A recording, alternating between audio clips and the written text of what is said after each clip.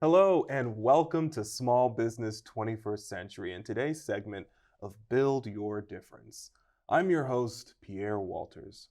We have an exceptional show for you today. He spent his earliest life in London and Vienna, grew up mainly in Ann Arbor, and has spent most of his adult life in Baltimore. And now he's a retired lawyer. His published writings include scholarly books and papers, book criticism, commentary on law and policy in a monthly newspaper column, theater criticism, blogs, and most recently, plays. In fact, he has written 13 plays and counting. He is a theater reviewer with BroadwayWorld.com, and his writings have also appeared in the Baltimore Symphony Orchestra's website, the National Catholic Reporter, and the Wall Street Journal. Recently, he has documented his remarkable life story in his new interactive book, What I Was Listening to When, a memoir set to music.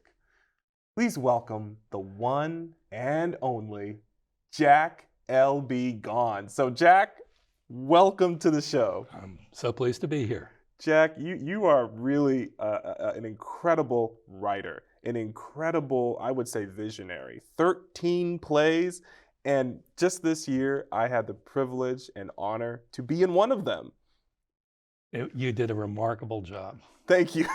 Thank you. But I mean, really, the experience was incredible. This was over at the Spotlighters Theater, and it was directed by Barry Feinstein.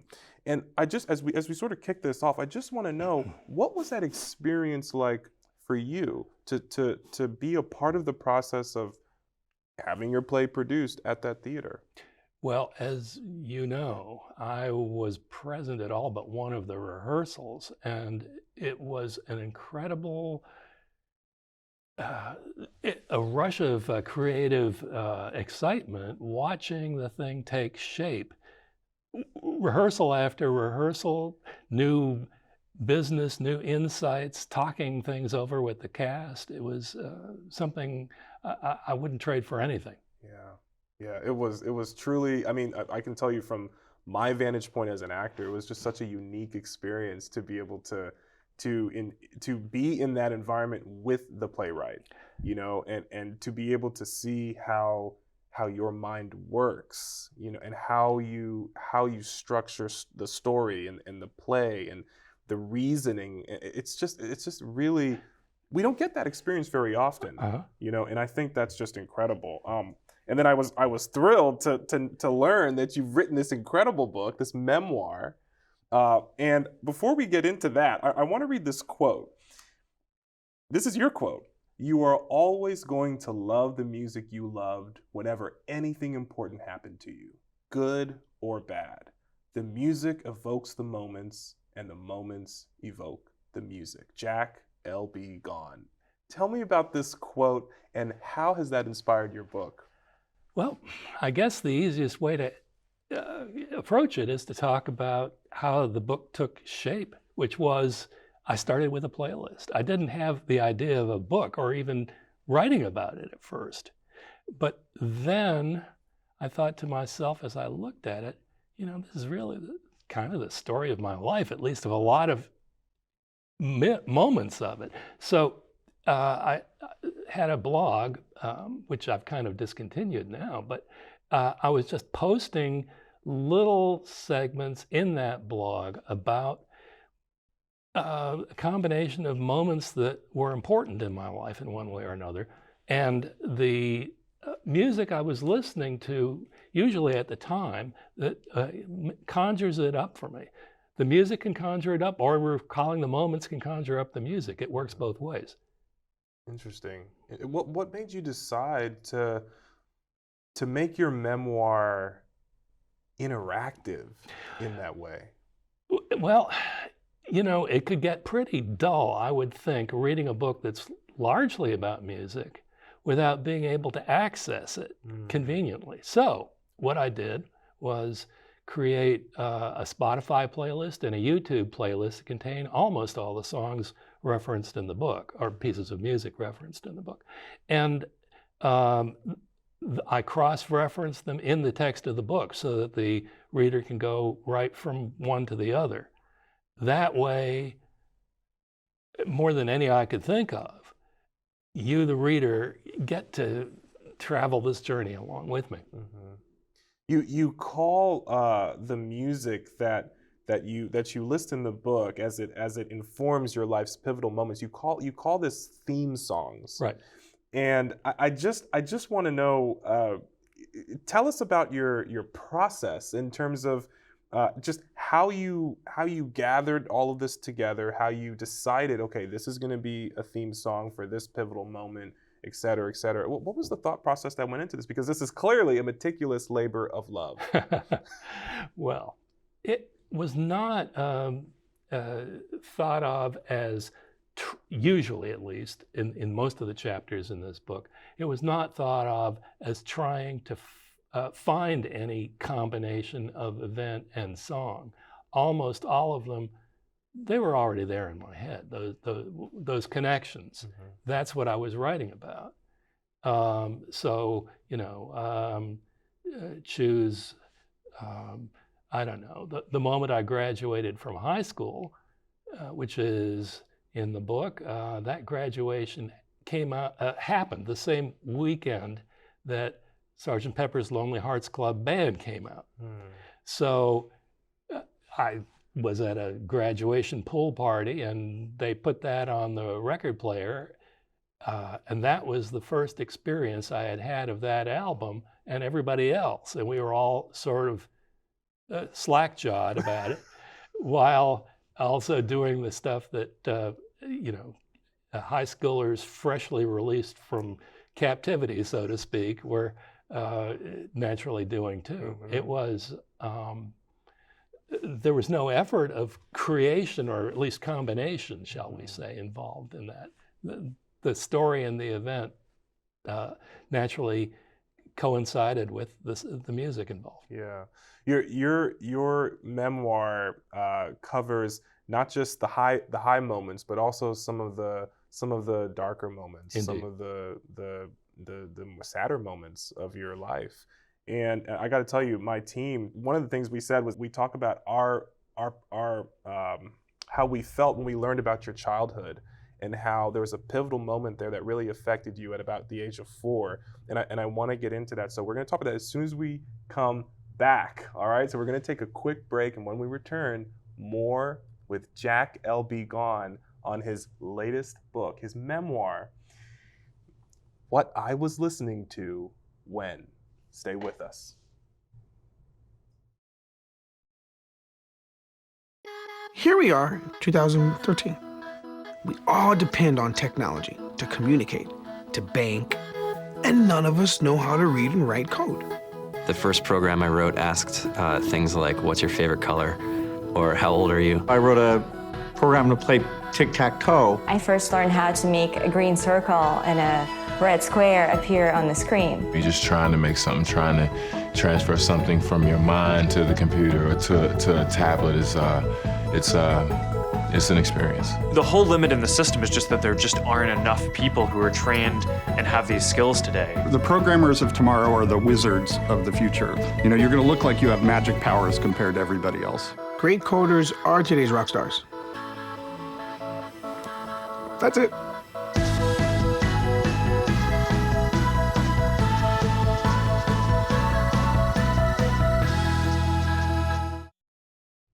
Welcome back. You're watching Small Business 21st Century in today's segment of Build Your Difference with my special guest, author Jack L.B. Gaughan. Now, prior to the break, we were discussing that not only are you covering the high points, but also some of the lower, sort of sadder points, darker points of your life. And one of the things that you mention in your book is that although you had a relatively idyllic childhood in 1950s London and Vienna, and you mentioned with the theme song, the delightful Pussycat's Christmas, your feeling of safety was broken by an early divorce at around the age of 4, and that at that time you and your mother relocated to Ann Arbor, Michigan with a new stepfather. And I'm curious, How did that event make you feel? It's complicated.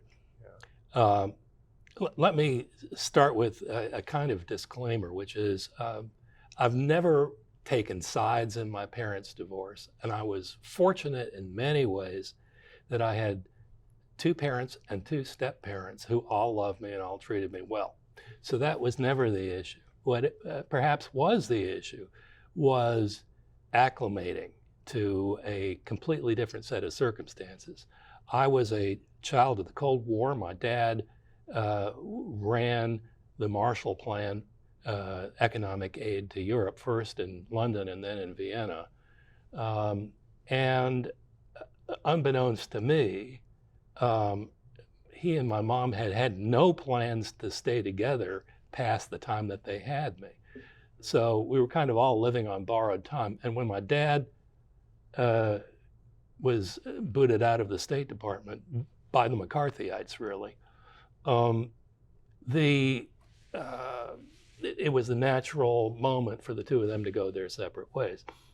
And my mom already kind of had a relationship with the man who became my stepdad. So in a sense, it was a pretty swift change of scenery, but it was also a change of mood.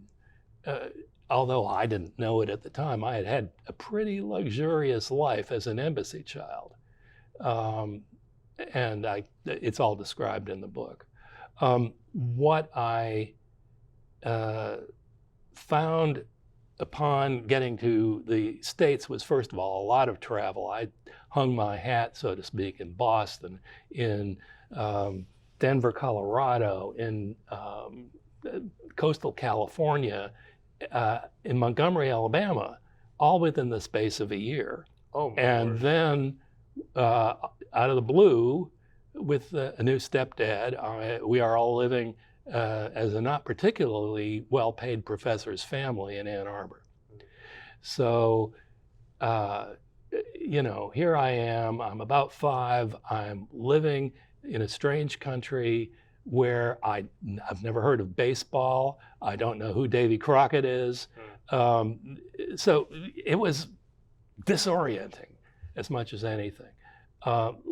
Bit by bit, it came through to me that we were never going to get our old life back.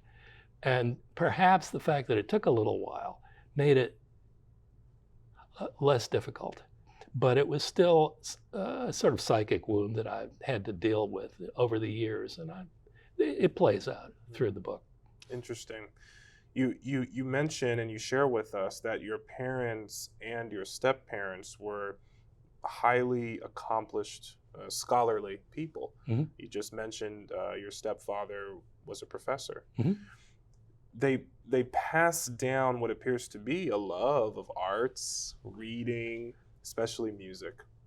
And so I'm curious, because you were surrounded by art, music, film, theater, and other scholarly avenues, did you consider that you were perhaps molded by Yes. your parents? Yeah, I don't think there was any secret about that. That's a resounding yes. Yes. They made it very clear I was expected to be an intellectual and to be well educated. And I didn't have any problem with that. Mm-hmm. It did lead to some kinds of problems, not too many discussed in the book, but I never really got to sort of a normal American childhood.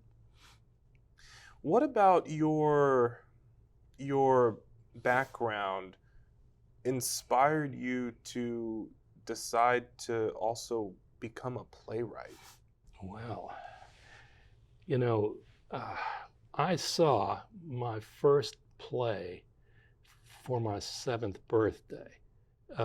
It was a comedy of errors at Shakespeare Under the Stars in Toledo, Ohio.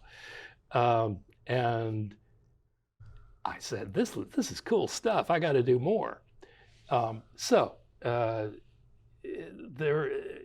could hardly be a better theater town for a kid to grow up in than Ann Arbor if you're not growing up in New York. All kinds of theater going opportunities, and my parents were very encouraging for me to do that. So from my 7th birthday on, theater was a big part of my life. And I mean, today you're not just a playwright, although to me that's huge, but you also find the time to visit plays and offer critiques for the publications we mentioned earlier in the show. And I'm just curious, this love of theater, this love of writing, it seems to be very much a part of you. And now, going into 13 plays that you've written, I am curious about where you get your inspiration today.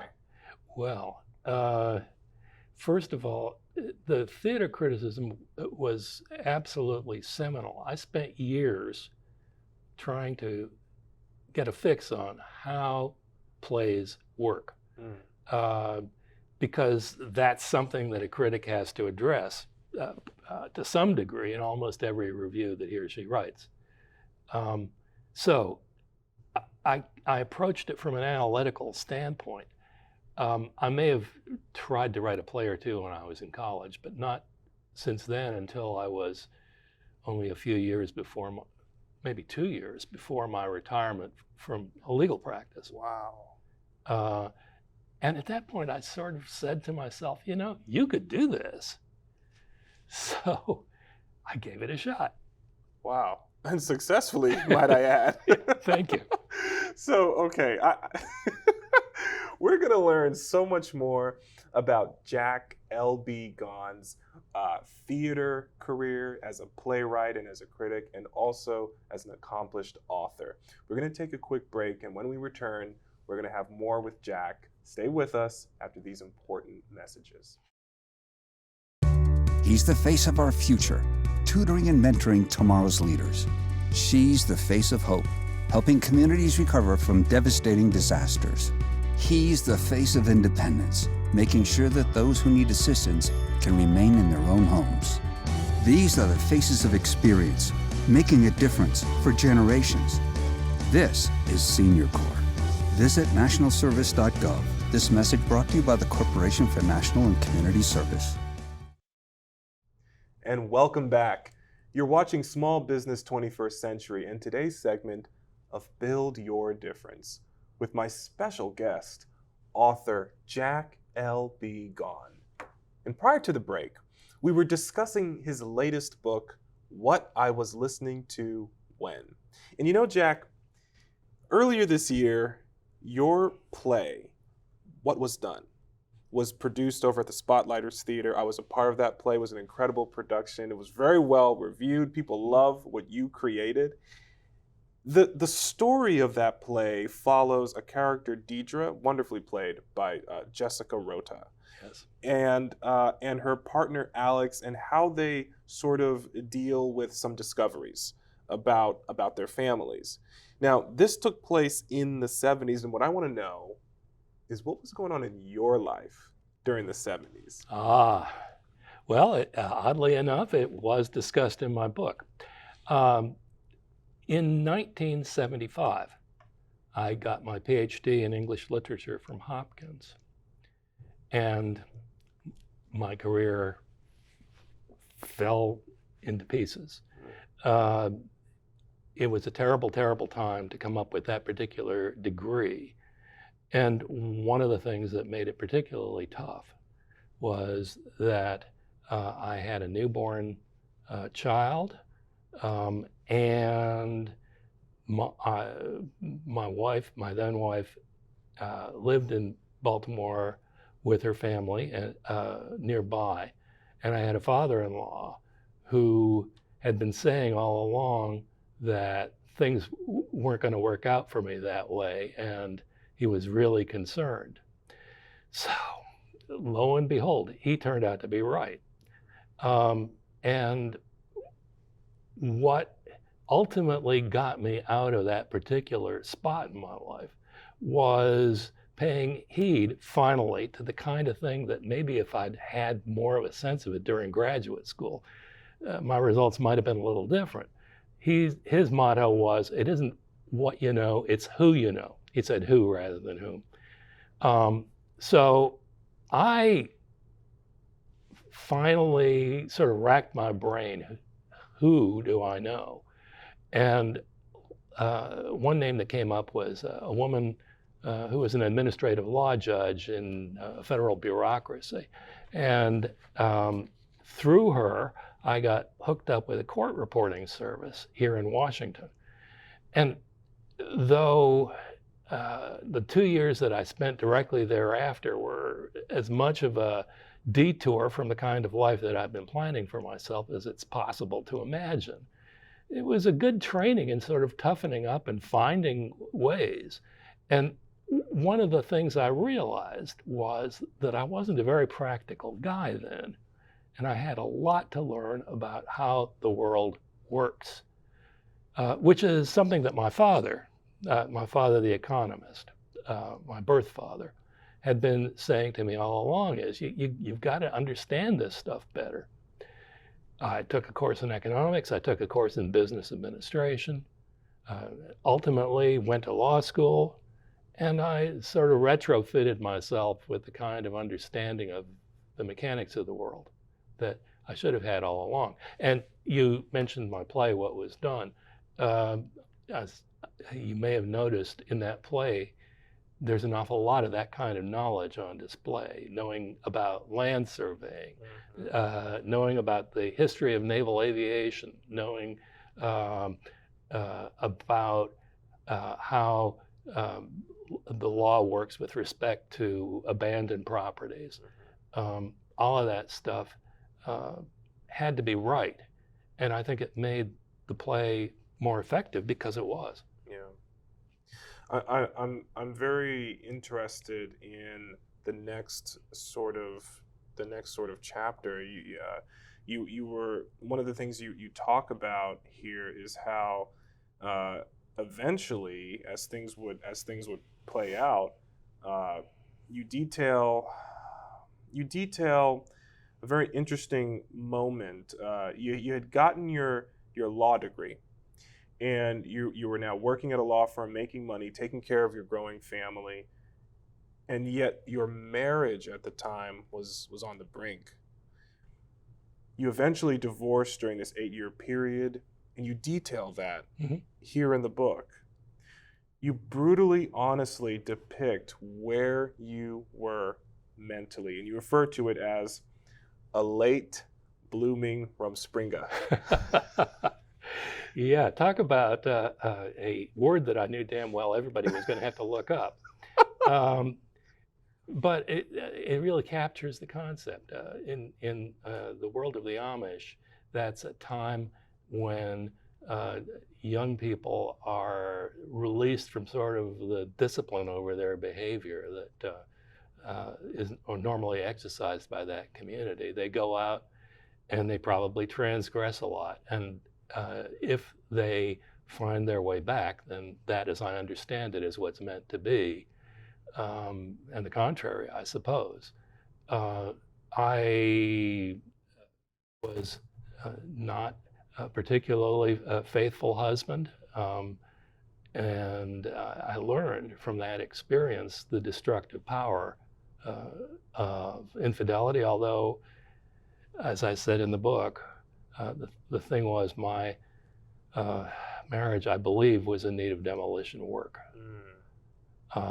So that was fortunate.